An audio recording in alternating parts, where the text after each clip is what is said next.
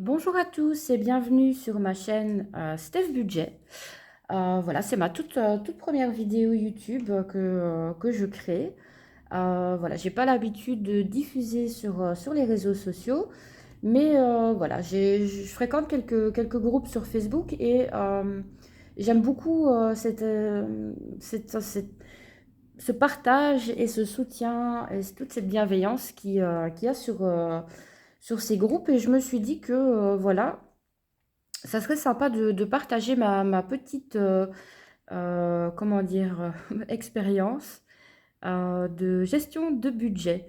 Voilà, pour me présenter rapidement, ben, je m'appelle Stéphanie, hein. Je suis maman, célibataire, je vis toute seule avec mes deux enfants. Donc j'ai une fille de 10 ans et un garçon de 14 ans. Qui vont chez leur papa un week-end sur deux et la moitié des vacances. Mon fils est à l'internat la semaine. Il rentre le vendredi, il repart le lundi matin. Bon, il rentre évidemment le mercredi après-midi aussi, comme ça je le vois quand même un peu plus souvent, hein. Euh, alors, qu'est-ce que je peux vous dire d'autre? Oui, je ne travaille plus. Ça, au fur et à mesure des vidéos, je vous expliquerai un peu plus en détail. Donc, je suis en invalidité. Depuis 2018, en fait, je ne travaille plus suite à une maladie qui s'appelle la fibromyalgie. Donc, ça a un petit peu mis tous mes plans de carrière par terre, hein, mais bon, je vous expliquerai ça peut-être un peu plus tard. Je suis séparée du papa de mes enfants depuis 2019. Je vis en appartement parce que c'est moins cher, évidemment, et je n'ai pas de voiture. Je vis pas vraiment à la campagne, mais pas dans une grande ville, dans une grande capitale. Je vis dans une petite commune de la périphérie de Bruxelles, en Flandre. Oui, je suis bilingue, même un petit peu trilingue, hein. Je parle français, je parle néerlandais et un petit peu d'anglais. Donc c'est assez pratique. Alors, pourquoi est-ce que j'ai recommencé cette gestion de budget? Donc, suite à la séparation avec le papa, je me suis retrouvée donc toute seule, voilà, à devoir tout payer et voilà, gérer les enfants, etc. Ça a été compliqué. Il a fallu gérer la séparation, le déménagement, un divorce qui a mis énormément de temps à se régler, la garde, la pension alimentaire qui a mis énormément de temps à se régler, le Covid qui est venu aussi faire le petit troublion au milieu de tout ça. Donc voilà, je me suis retrouvée petit à petit dans une situation budgétaire qui était plus gérable pour moi. Donc un point important que je dois vous préciser, c'est que je suis en gestion budgétaire. Donc qu'est-ce que c'est la gestion budgétaire dont je vous parle? C'est en fait un service qui est proposé par le CPS de votre commune pour vous aider à rééquilibrer vos finances. Vous bénéficiez par ce service aussi de quelques petites aides, on va dire comme par exemple la prise en charge de certains frais médicaux, ou par exemple la cantine de ma fille qui est prise en charge aussi. Voilà, mais mon but, c'est pas de rester là-dedans, c'est de reprendre les rênes de mon budget et de réussir à gérer ça correctement une fois pour toutes, parce que le budget, c'est un point, ça fait des années en fait que je me bats avec ça, et j'aimerais vraiment bien y arriver, quoi. Donc la gestion budgétaire, comment ça fonctionne? Vous allez au CPAS de votre commune, vous demandez un rendez-vous avec une assistante sociale et vous apportez tous vos papiers, vos factures, un état des lieux de vos dettes, etc. Et voilà, ils vont voir s'ils peuvent vous aider. Donc moi, ça a été accepté. Ça fait 1 an et demi que je suis en gestion budgétaire. J'ai deux comptes bancaires, un qui est géré uniquement par l'assistante sociale. Voilà.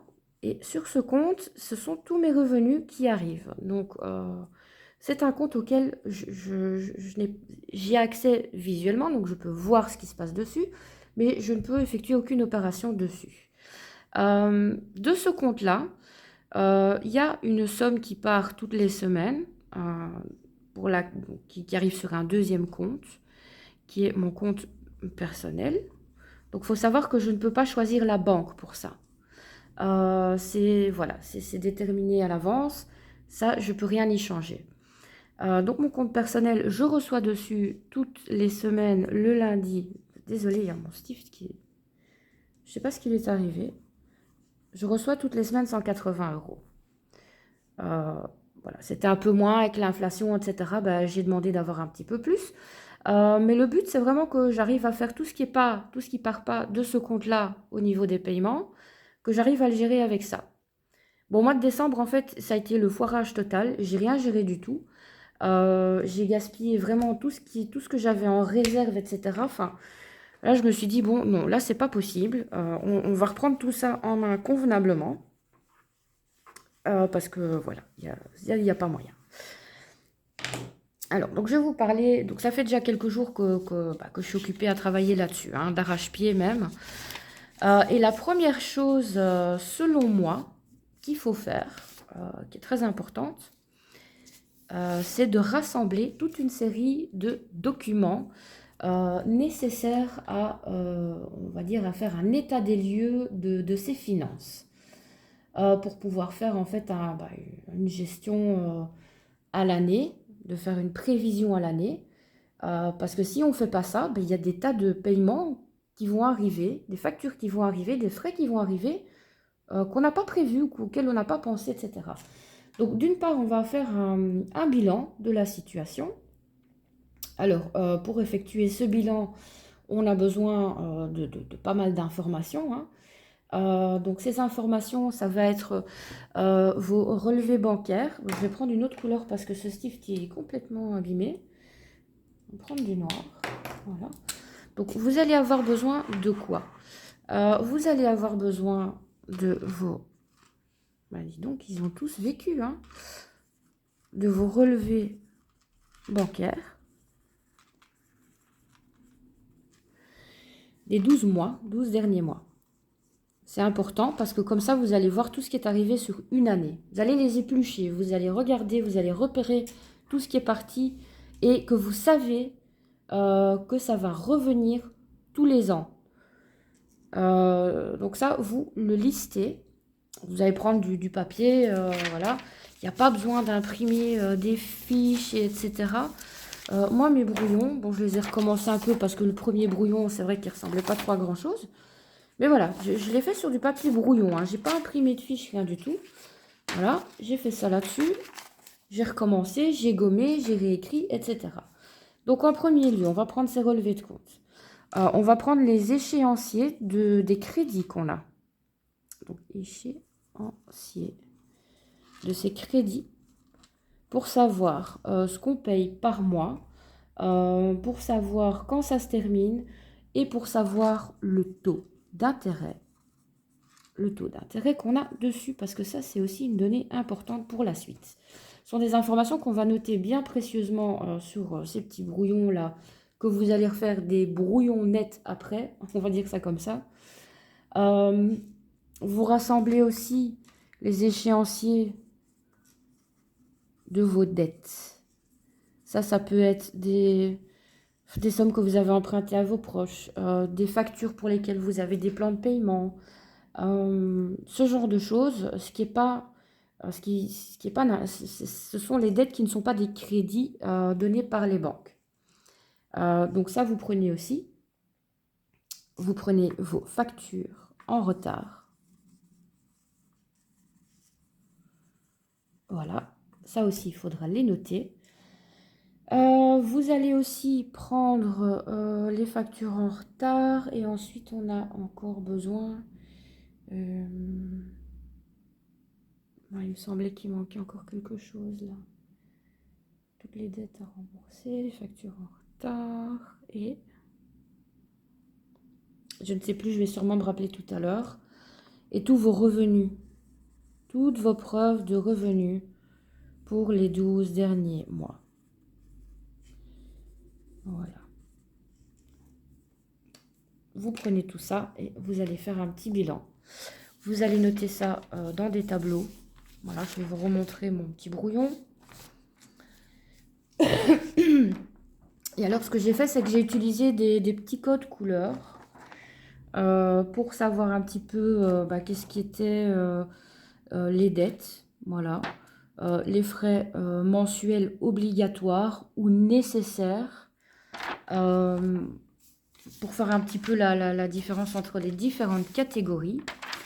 Voilà, donc ça c'est le bilan que j'ai fait, ça c'est pour les revenus, hein. J'ai aussi, donc j'ai noté le nom, la description, la période, le montant et le montant mensuel. Voilà, ça c'est la première chose que j'ai fait, c'est ça en fait. Ici j'ai aussi précisé mensuel, annuel, trimestriel, voilà, pour pouvoir bien faire la différence entre tous ces frais, tous ces différents frais. Et j'ai pu déterminer donc ce que je gagnais à peu près par mois, c'est le montant ici. Les dépenses occasionnelles, ça on va reparler après, on va pas regarder ça, on va pas regarder ça tout de suite. Ici j'ai mes charges fixes nécessaires et obligatoires, les dettes. Et alors j'ai aussi des petites dépenses en orange. Je ne sais pas pourquoi j'ai mis ça en orange. En fait, je ne sais plus du tout ce que j'ai fait avec ces codes couleurs, mais bon, c'est pas grave. J'ai listé aussi mes abonnements de services en ligne, etc. Voilà. Donc ça, c'est une étape importante parce que une fois que vous avez fait votre bilan, comme ça, votre analyse sur 12 mois, que vous allez organiser vos informations dans un tableau, voilà, il faut vraiment essayer de faire ça à son aise, rien oublier, les taxes, les frais, les assurances, les crédits, les dettes, voilà, les loyers, tout, vous mettez tout. Qu'est-ce que ça va vous permettre de faire aussi? De vous rendre compte un petit peu de votre profil de dépenses, hein. En regardant vos extraits de compte, vous allez aussi remarquer dans quoi vous dépensez beaucoup, si vous allez souvent dans les grandes surfaces, si vous dépensez beaucoup de sommes dans les grandes surfaces. Bon, ça, c'est des analyses que vous pouvez faire en plus, qui sont, voilà, elles sont pas obligatoires, mais ça peut toujours faire du bien d'un petit peu analyser tout ça et de voir où on se positionne, hein, quel est son profil de consommation, est-ce qu'on a tendance à dépenser vraiment tout le temps, tous les jours, dans quelles circonstances, voilà, de voir un peu les faiblesses qu'on a au niveau des dépenses, si c'est beaucoup de shopping, si c'est beaucoup d'achats en ligne, si c'est plus dans les supermarchés qu'on achète trop à manger, voilà, qu'on prévoit pas bien, etc. Donc on a vraiment là-dessus un temps de pause à prendre pour réfléchir. Voilà. Ensuite, vous allez prendre oui, voilà, vous allez vous mettre des objectifs par rapport à tout ce que je suis de nouveau en train de prendre ce stift là qui ne marche pas. Vous allez vous mettre. J'ai un peu plus. Est-ce qu'il y a quelque chose qui fonctionne dans mon matériel? Non, apparemment pas. Bon. Bon. Voilà. Vous allez vous mettre des objectifs. Voilà. Je vais vous partager un peu les miens. Alors, moi, mon premier objectif, qu'est-ce que ça va être? Ça va être de rembourser mes dettes. Voilà. Parce qu'il y en a des nouvelles qui sont venues s'ajouter à cause de l'inflation. Entre autres, mes charges de chauffage qui sont incluses dans une provision que je paye tous les mois à mon propriétaire parce qu'on a une chaudière collective au mazout. Et notre propriétaire n'a pas cru bon de nous avertir en fait que voilà, les 2 livraisons annuelles, le prix avait doublé, ça s'était envolé. Il n'a pas cru bon de nous le dire pour qu'on puisse un petit peu prévoir la chose. Et là, je me retrouve avec une mensualité pour rembourser ce décompte, hein. C'est assez lourd, voilà. Ça, vous le verrez quand on va remplir les fiches mensuelles, vous allez voir, c'est beaucoup. De plus, les impôts qui sont arrivés que j'aurais pu prévoir, que je n'ai pas prévu, évidemment. Donc voilà, rembourser les dettes, rembourser une Mastercard dont je ne veux plus. La Mastercard, je ne la veux plus, donc ça, rembourser. Je veux utiliser une carte Visa prépayée à la place. Donc ça doit partir. Alors, mon objectif numéro 3, c'est la prévoyance. Voilà. Ces frais, comme je vous ai dit, qui arrivent tous les ans, ils arrivent tout le temps, ils reviennent tout le temps. Et pourtant, j'y pense pas. Voilà. Quand ça arrive, je le paye et puis j'oublie. Je me dis pas, tiens, il faudra peut-être que je mette de côté pour payer cette même somme, voire un peu plus avec l'inflation, l'année prochaine. Grosse, grosse, grosse erreur. Donc, beaucoup plus de prévoyance. C'est un de mes objectifs. Et alors, c'est pas, je les ai pas mis par ordre d'importance, hein. Ils sont tous importants et je vais travailler à tous ces objectifs. Et alors ici, il me faut un fonds d'urgence. C'est vraiment très important. Voilà. Ça, ce sont mes objectifs pour le moment au niveau de mon budget.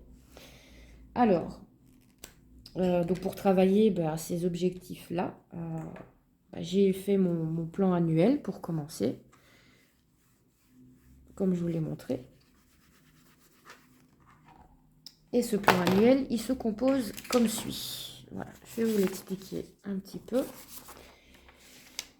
Alors, donc j'ai ici mes revenus. Donc là, en revenus, qu'est-ce que j'ai? J'ai mon indemnité d'invalidité, j'ai mes allocations familiales majorées, une pension alimentaire pour les enfants, une participation du papa pour l'internat de notre fils.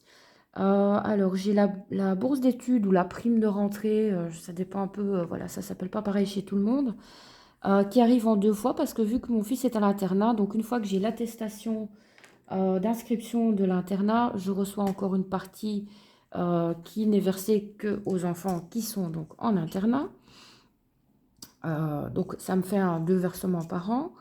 J'ai aussi un petit pécule de vacances. Voilà, ça équivaut sûrement pas à celui que j'avais quand je travaillais, qui était équivalent à un mois de salaire.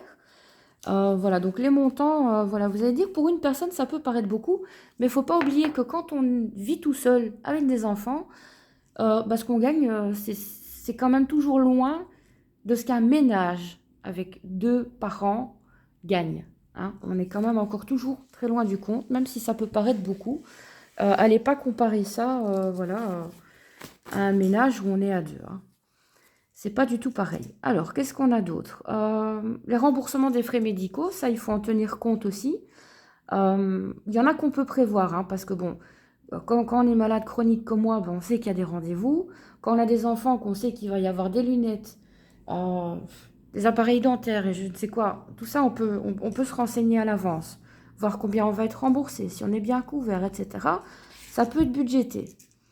Bon, ici, j'ai mis le split partage d'abonnement, parce que je partage certains de mes abonnements sur cette plateforme, qui est très chouette.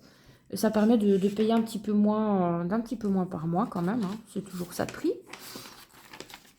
Petite astuce que j'ai trouvée chez une autre youtubeuse d'ailleurs, c'est chez Louise Budget. Et j'ai trouvé ça vraiment génial.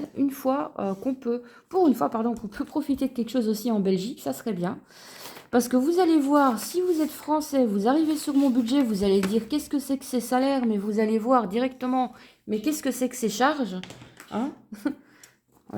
C'est difficile à comparer, hein. C'est pour ça que je trouve c'est bien qu'il y ait plus de gens qui partagent leur budget, parce que bon, voilà, qu'on soit en Belgique, on est en France, on est en Suisse, marié, pas marié, des enfants, pas d'enfants, tout ça, ça change beaucoup et c'est bien d'avoir beaucoup de personnes qui partagent les infos. Alors, donc j'ai noté dans mes infos mon loyer et j'ai noté aussi quand est-ce qu'il est indexé. Comme ça, je peux aussi prévoir, voilà, à quelle date je dois tenir compte que mon loyer va augmenter. Cette année, pas d'augmentation. Pourquoi? Parce que le certificat énergétique de mon appartement, il est trop bas. Enfin, il n'est pas bon. Donc, ils n'ont pas le droit d'indexer. Donc ça n'a pas bougé. Ma provision pour les charges mensuelles, comme je vous l'ai dit, chauffage collectif mazout, c'était 85, j'ai dû augmenter à 130. Donc ça, c'est juste pour mon appartement. Mon décompte de charges, voilà, ça je l'ai noté, c'est annuel, c'est variable. L'eau, c'est mensuel, c'est 30 € par mois. Le décompte de l'eau, il est en mars, je l'ai noté, donc ça c'est un montant annuel variable. L'électricité mensuelle, c'est une provision, hein, voilà. Donc ça, je vérifie souvent sur ma petite application pour voir où j'en suis. Pour l'instant, je dis bien pour l'instant, je bénéficie du tarif social pour l'électricité, mais ça va disparaître dans les mois prochains, donc il faudra que je tienne bien ça à l'œil. Le décompte d'électricité, c'est annuel et ça varie, hein, c'est pas tous les ans la même chose. Les impôts, c'est annuel et je m'étais pas rendu compte que, bon, bah oui, ma situation, elle change pas. Je touche plus ou moins la même chose, hein, je n'ai pas des gros revenus. J'aurais pu le budgéter, j'ai pas pensé. Voilà, c'est à peu près 200 € tous les ans. L'internat, ça c'est de août, donc premier paiement en août, dernier paiement au mois de mai, 10 fois, 280 €. Ensuite ici, j'ai mon pack TV Internet avec 3 abonnements de téléphone, avec certains services en ligne aussi, dont Netflix, mon YouTube Premium, mon Office 365, où dedans il y a mon OneDrive. Et puis aussi, il y a encore 2 smartphones en cours de paiement, chose que je ne vais plus faire non plus parce que ça, je vais budgéter. Le renouvellement des smartphones, ça va aller aussi dans les prévisions. Alors, qu'est-ce qu'on a encore? Alors, la Mastercard, hein, j'ai le solde où bah, je dois rembourser complètement parce que je tape dedans chaque fois pour des achats en ligne et des bêtises comme ça qu'il faut que j'arrête. Parce que le taux, il est énorme. Je ne sais pas si vous pouvez vous représenter, mais c'est un taux de 15,22% d'intérêt sur cette somme. C'est gigantesque. Donc, voilà, ça doit partir. Et ce que je voulais vous dire là tantôt qu'il fallait reprendre dans vos dettes, c'est votre découvert aussi, très important. Il doit être dedans. Donc ça, je rembourse 70 € par mois. Et je vais essayer de ne plus y toucher, solder la carte, l'arrêter, résilier ce truc et m'en débarrasser. Alors, j'ai un plan de paiement pour mes impôts hein, qui était de 214 € de mai à août. Donc, j'ai choisi de payer en 4 fois, il n'y a pas d'intérêt là-dessus. Et ça me permet de garder mon budget équilibré. Hein. Parce que sortir 214 € en un coup, là, c'était pas possible. Et alors, pour mon décompte annuel de chauffage, tenez-vous bien, j'avais un supplément de 1370 € à payer. Il y a énormément de gens qui sont dans ce cas. Sachez qu'il existe des aides pour ça. Moi, j'ai fait la demande via le gouvernement là, pour le chèque mazout de 300 €. Ça va m'aider à lisser mon budget aussi. Donc là, je suis partie pour jusqu'au mois de décembre avec des 137 €. Alors ici, j'ai encore un crédit à rembourser Cofidis à un taux de 8,5%. Cet élément-là, il est un peu compliqué parce que c'est un crédit que j'avais fait avec mon ex-mari. Et ce qu'il faut savoir, c'est que quand vous divorcez, si vous ne demandez pas expressément à ce que le crédit soit partagé, eh bien, l'organisme qui vous a donné le crédit, en fait, il s'en fiche. Voilà. C'est à vous de vous débrouiller pour rembourser ce crédit, chacun sa part, en bonne entente. Voilà, si j'avais su ça, on aurait demandé tous les deux à ce que ça soit bien séparé dans le jugement. On aurait transmis le jugement à l'organisme de crédit et on aurait pu gérer chacun notre part de notre côté. Là, on doit le faire en bonne entente. Donc, heureusement, ça se passe bien. Donc ça me fait quand même 177 € par mois à rembourser jusqu'en mai 2025. Ça, je serai contente quand ce sera terminé. Parce que du coup, je ne sais pas trop. Si moi j'économise plus pour rembourser ça en avance, comment est-ce que ça va se passer avec la part restante de mon ex-mari? Je n'en sais rien. Si vous avez des renseignements à ce sujet, je vous écoute. Hein, parce que franchement, je suis un peu perdue. Alors, mon assurance incendie, ça c'est 17 € par mois.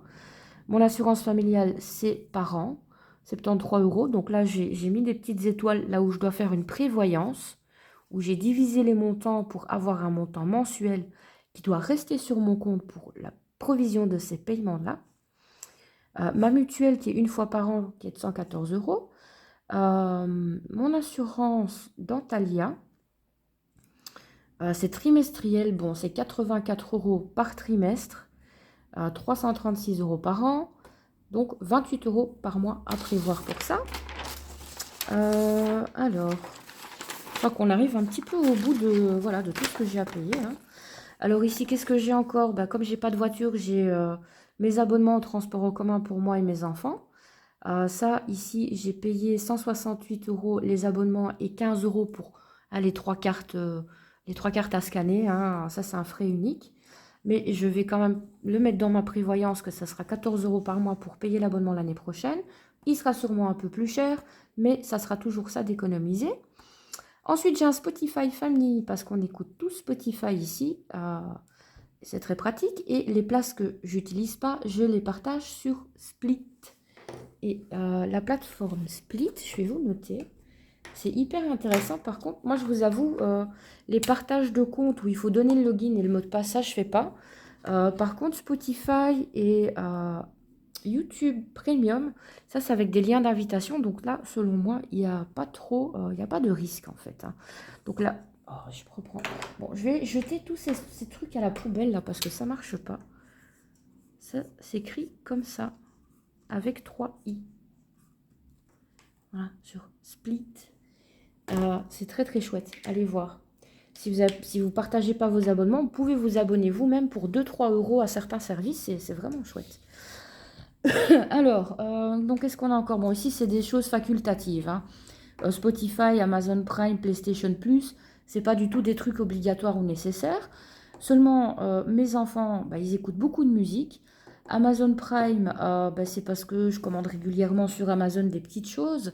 Bon, j'ai vachement baissé mon budget dépenses en ligne, etc. Néanmoins, pour les 6,99 € que ça coûte par mois, la livraison gratuite, Amazon Prime Video et les e-books gratuits, bah, c'est parce que j'aime beaucoup lire, je lis beaucoup. Donc moi, ça m'arrange. Voilà. Il faut aussi que je m'occupe, hein. Il faut savoir quand on n'a plus le droit de travailler, bah, ça ne veut pas dire qu'on est couché dans notre fauteuil toute la journée à se morfondre, hein. On a aussi envie de faire des choses. Donc lire, entre autres. La PlayStation Plus, bah, ça c'est le grand hobby de mon fils, hein. Donc pour l'instant, je les paye par mois. Mais bon, Spotify, il n'y a pas moyen de le faire en annuel. Par contre, PlayStation Plus, oui.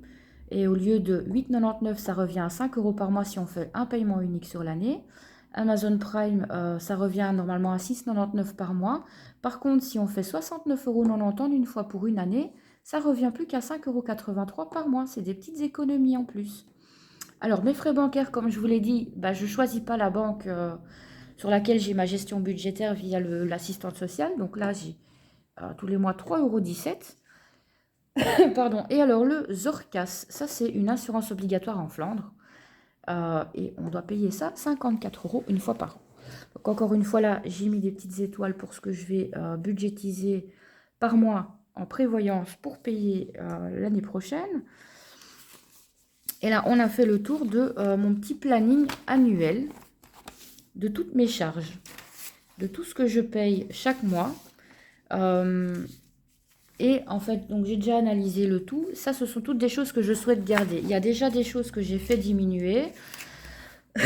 J'ai regardé aussi pour mes abonnements à la TV, Internet, etc. Mais là, j'ai pas pu changer parce que si je sépare les téléphones de l'Internet, je perds mes avantages sur mes abonnements de téléphone. Vous avez remarqué, si vous êtes français, que c'est énormément plus cher que chez vous. Donc pour TV, Internet et 3 abonnements téléphoniques et quelques services en ligne, ça me coûte 171,47 € par mois. Voilà. Donc, mais je ne vais pas changer par des cartes prépayées, je ne sais pas tout quoi là, parce que là, alors je perds tous mes avantages, hein, donc je vais devoir attendre. Et dans tous les cas, je voudrais quand même passer à la fibre, quoi, parce que ma connexion, elle est vraiment très très lente. Beaucoup trop lente. Donc voilà, ça c'est pour le petit planning annuel. Ensuite, je me suis amusée à réorganiser un petit peu dans un planning comme ceci. Voilà. Donc là, j'ai pas la bonne page face à la bonne page. C'est celle-ci. Voilà. Ça, vous voyez un peu une partie sur un an, comment je l'ai fait, hein. Bon, je n'ai toujours pas imprimé de fiche, je l'ai fait à la main. Voilà, j'ai noté comme ça. Donc ici, janvier, bah, je sais plus, j'ai plus. Donc là, j'ai pas mis. Mais ça, c'est mes prévisions pour le reste de l'année, que j'ai après mis en Excel. Mais vous pouvez le faire aussi pour les 12, pour l'année 2023, vous pouvez le faire, hein. Vous faites ça, vous listez tout, vous mettez les 12 mois, vous mettez tous vos petits montants, faites ça au crayon, comme ça, c'est facile à rectifier. Et ça va vous donner vraiment une très très bonne vision globale de votre année financière. Prenez aussi pour les prévisions de dépenses occasionnelles. Moi, c'est ce que j'appelle, c'est comme ça que j'appelle les anniversaires, les fêtes, les événements comme les mariages, les naissances, des obsèques à organiser, oui, bon, bah, ça peut arriver, hein, voilà. Ça, c'est pas forcément quelque chose qu'on peut prévoir sûr et certain, mais c'est quand même quelque chose qu'on sait que, voilà, ça peut arriver. Les naissances, les anniversaires, tout ça, c'est des choses, on le sait des mois à l'avance. Un mariage, on le sait des mois à l'avance. Toutes ces choses dont on sait qu'elles vont arriver, ben, il faut les prévoir. Et pour ça, j'ai quand même fait une petite fiche, je ne l'ai pas encore remplie. Mais j'ai fait une petite fiche comme ça, c'est tout simple, hein, je l'ai fait dans Word. Voilà, et là-dedans, ben, vous prenez votre agenda et vous notez tous les événements qui vont arriver, hop, hop, hop, et vous mettez un petit budget à côté, et ça, ce sera une épargne pour les dépenses occasionnelles que vous pourrez mettre dans votre budget. Voilà, je vais m'arrêter pour cette partie-ci de mes explications, parce qu'après, ça je ne savais pas, mais la première vidéo que j'avais faite, elle durait presque 1 heure.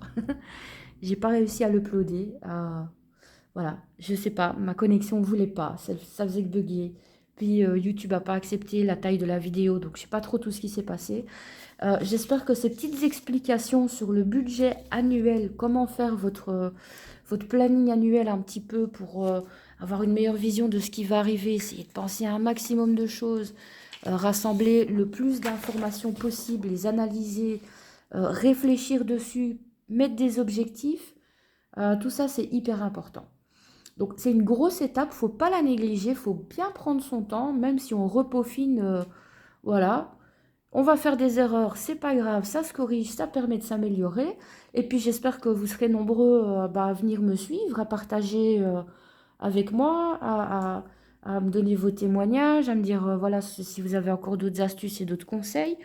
Moi, je vous dis, ça fait longtemps que je m'occupe voilà, de mon budget, mais pas forcément bien, hein. Voilà, vous voyez, j'ai 40 ans, ça je ne vous l'ai pas dit encore, mais voilà, ça fait 40 ans que, enfin, depuis que je suis adulte et que je vis seule, donc moi j'ai pris mon envol à 18 ans, hein, donc ça fait depuis mes 18 ans, ça fait 22 ans clairement que je me bats avec mes finances. Et j'ai envie que ça, clairement, que ça change. Je me dis, bon, ben, c'est pas possible avec tous les informations qu'on a maintenant, tous les partages, avec toutes les connaissances que j'ai acquises, comment ça se fait que j'y arrive pas? C'est un manque de discipline, tout simplement. Voilà, je dois me mettre de la discipline et prendre des nouvelles habitudes, des meilleures habitudes. Et j'espère que partager tout ça avec ça va me motiver à continuer, voilà, de venir vous dire ça toutes les semaines. Tiens, voilà, cette semaine, ça a été comme ça. J'ai découvert ceci, ou voilà, j'ai plutôt adapté ça comme ça. Bah, ça, je pense que ça va m'aider. Alors, je reviendrai dans pas très longtemps pour la suite, parce que ça, c'est vraiment que la première partie du démarrage. Voilà, si vous avez des questions, posez-les. Je viendrai voir les commentaires pour vous répondre. Et puis, voilà.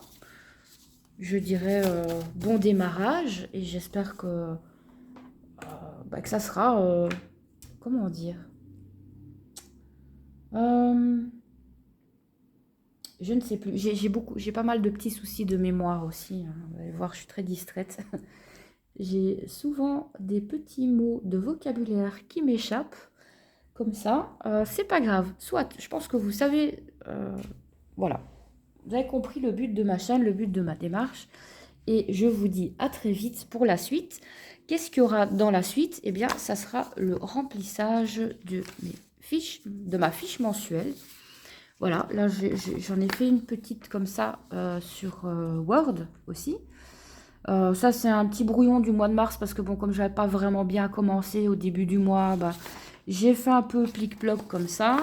Donc, je pense ici, la vidéo de mon budget mensuel, je vais la faire dans la foulée.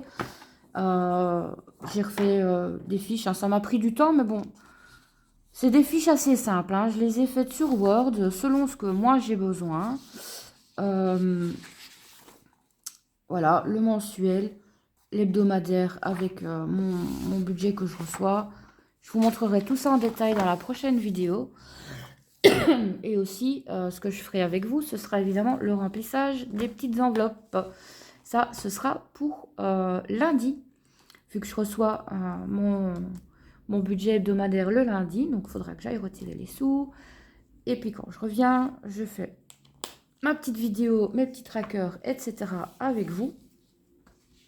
Et puis voilà. Donc j'espère que ça vous a plu, que j'ai pas fait trop de bourde. Je vais essayer de rectifier un petit peu mon matériel de travail parce que ça ne va pas. Mais c'est pas grave. Voilà, je vous remercie de m'avoir écouté et puis dites-moi ce que vous en avez pensé. N'hésitez surtout pas à vous abonner, à activer la petite cloche pour être au courant.